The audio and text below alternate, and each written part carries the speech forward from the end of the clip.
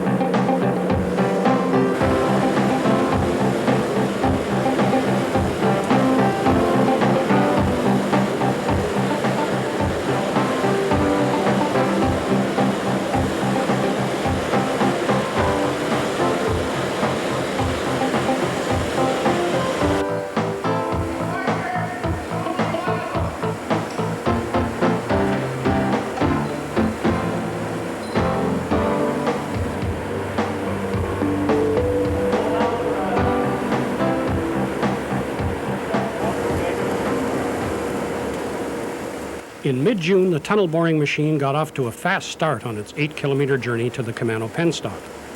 On July 11, in just 24 hours of boring, it progressed an incredible 80.4 meters, at least double the normal daily distance for this type of machine. However, that triumph was soon tempered. When they reached this section of fractured and waterlogged rock, the machine was slowed to a near halt. The erection of standing steel reinforcement was required, a slow, difficult job, as Heretsky manager Ed Thomas explains. On that machine, it's very difficult to stand steel. You have to stand it directly behind the fingers. And they can only get 2 or 3 sets up a day sometimes. So we went from July the 13th to July the 25th standing steel without any noticeable progress other than the 3 or 4 meters a day. A significant thing is that the fault that we hit where we had to stand the steel was directly where it was shown on the drawing, which indicated the engineering was sound, and that for the most part on our layout drawing of rock quality, it's been pretty close to being right.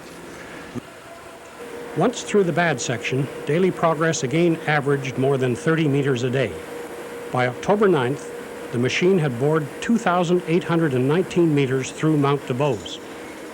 To complete the first half of this 16-kilometer tunnel, the machine and its crew have another 5.5 kilometers to go.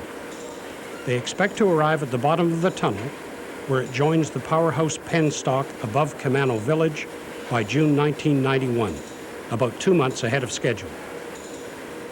At that point, the machine will leave the tunnel for a major overhaul, then return to bore to the reservoir intake at Tatsa Lake. At the Kemano end of the tunnel, the preliminary work of excavating smaller tunnels and the powerhouse and transformer gallery arches is complete. In early September, the major work started on the powerhouse cavern and penstock excavations. The contractor on this job is PCL Northern, a joint venture of Northern Construction of Vancouver and PCL Constructors of Edmonton.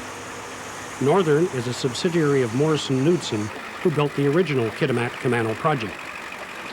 PCL Northern's principal subcontractor, Tonto Mining, is also a veteran of the project. Tonto's previous job for the Kemano Completion Project was drilling and blasting the Heretsky Adit, the access tunnel to the new main power tunnel. Not far from the powerhouse portal is the new maintenance center, now virtually complete. Kemano Power Operations staff are already working in the center. This is the Service and Support Center for Kemano Power Operations. It features mechanical maintenance shops, warehousing, and a fuel depot.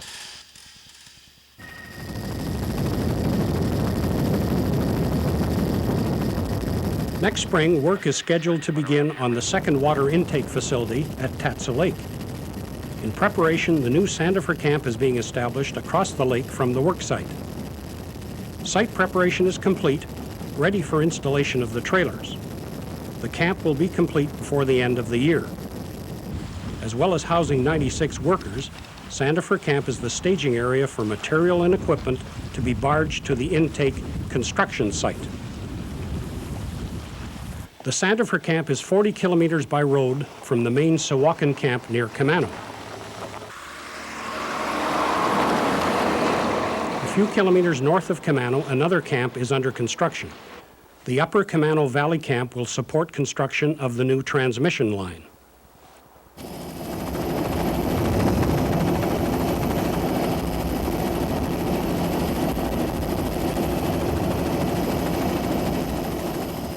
More than 200 kilometers away, at the far eastern end of the Nechako Reservoir, a third new camp is being established at the Kenny Dam. The 84 workers based here will be building a multi-purpose water release facility, which will replace the present Skins Lake spillway.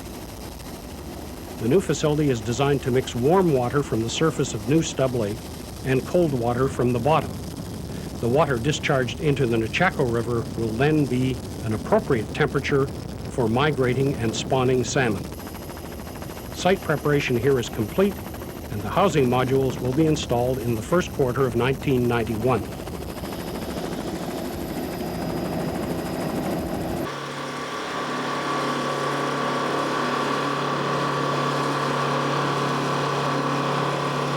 Back in the Kemano area, where most of the project infrastructure has been completed, the latest addition is a new barge ramp at Kemano Bay. Previously, the loading and unloading of barges depended on the tide. This was because the old facility consisted simply of a grid on which the barge sat, high and dry, at low tide. Crews had only a few hours to offload and reload before the tide came in again. In periods of heavy construction activity, tugs make the trip from Kitimat to Kemano with two barges in tandem tow. However, because of the grid and tides, it took loading crews roughly 12 hours to turn the barges around. As Field Procurement Supervisor Ron Nordland explains, the new ramp clears up this transportation bottleneck. The costs have been reduced, it is much more efficient, and we can work during a normal working day, meaning from 7:30 to 5. With PCL now gearing up, and also with ATCO having a major contract to supply us with more units for the Upper Kemano Valley and Sandifer Lake, we envision having tandem tows again. But with our new barge ramp, we will be able to offload during a regular day and turn both barges around within an 8-hour period, where we could not before with the grid.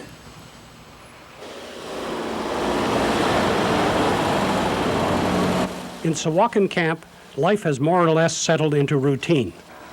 But the routine in this case is maintenance and safety, in particular, fire safety.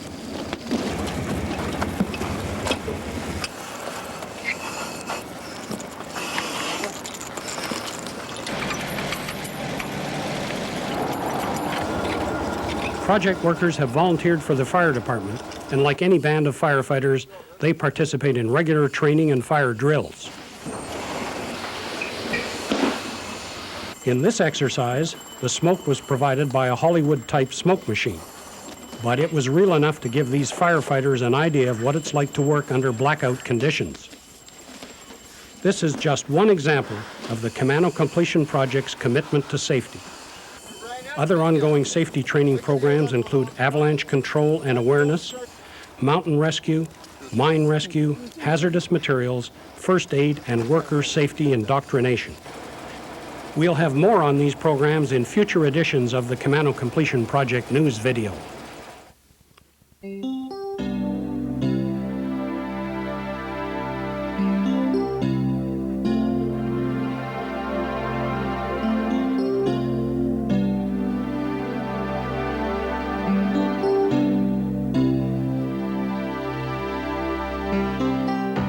Helicopters are expensive to operate, But building and maintaining logging roads through terrain like this is even more expensive, almost prohibitive.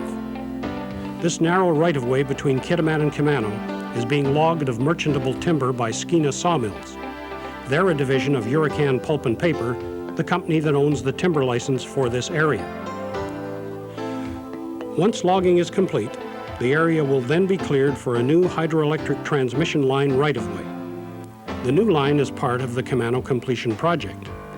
Unlike the existing transmission line which follows the valley floor, the new line will be located at a higher elevation. This will prevent future damage to the line from avalanches prevalent at lower elevations and will avoid placing the line in any river systems.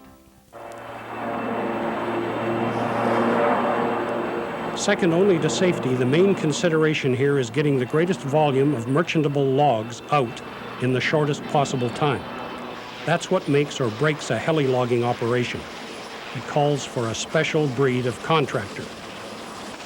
The contractor in this case is Interpac Forest Products Limited of Mission, BC.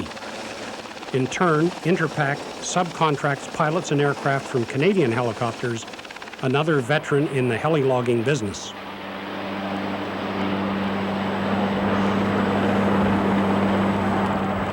Although the loggers work ahead of the helicopters, sometimes many kilometers away, heli logging demands that everyone work as part of a team for safety as well as speed. The pilots are particularly concerned with efficient operation. On this job, they're flying 2 helicopters.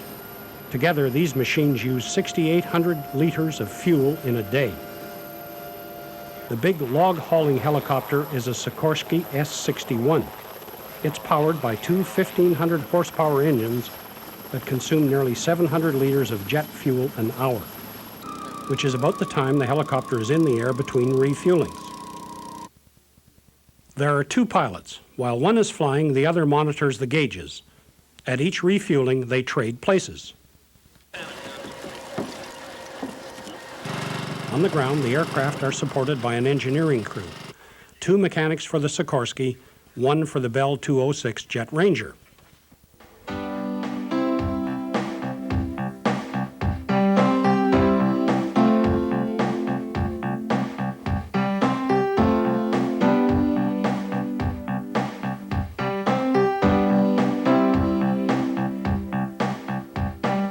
The Jet Ranger carries workers in and out of the job site and distributes chokers to the riggers on the ground. Chokers are the steel cables used for lifting the logs.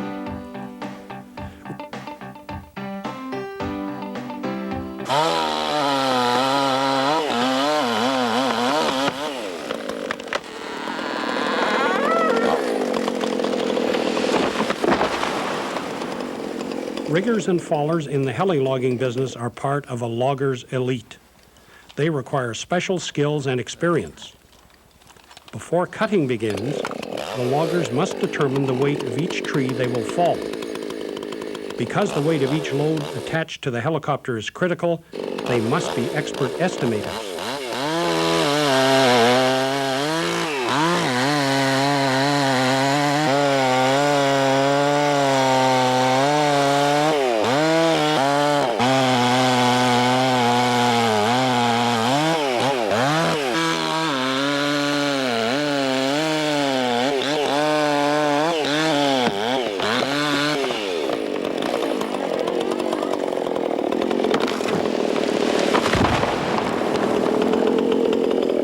It's also their job to ensure that the helicopter can lift the logs easily.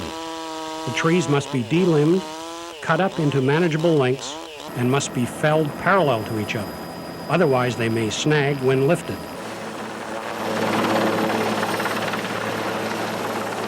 Once the chokers are secure, the rigger connects them to the hooks dangling from the helicopter. There are 2. The red one, or the meat hook as it's known, takes the bulk of the load. The white one is the abort hook.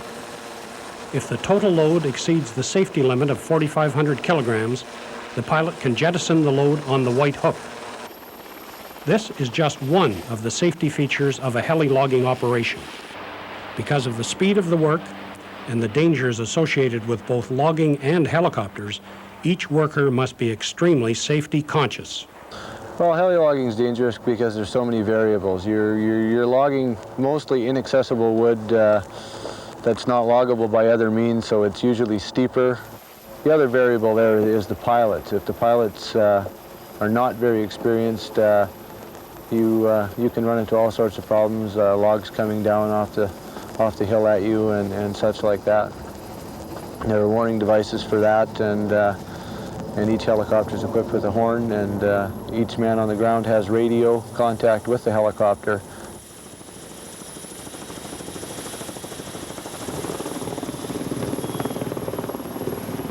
The work being done today is just the first step of a 2-year seasonal job. Once the snow comes, the logging stops.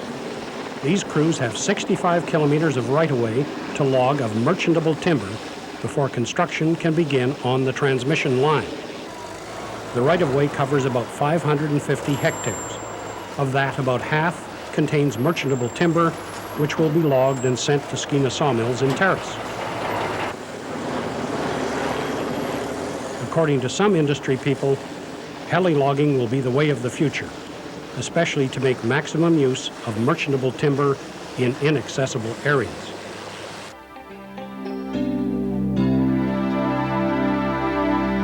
It has benefits for the environment as well. Because the timber is lifted out of the forest, there's less damage to the ground cover. And because fewer logging roads are required, the overall impact on the environment is minimized.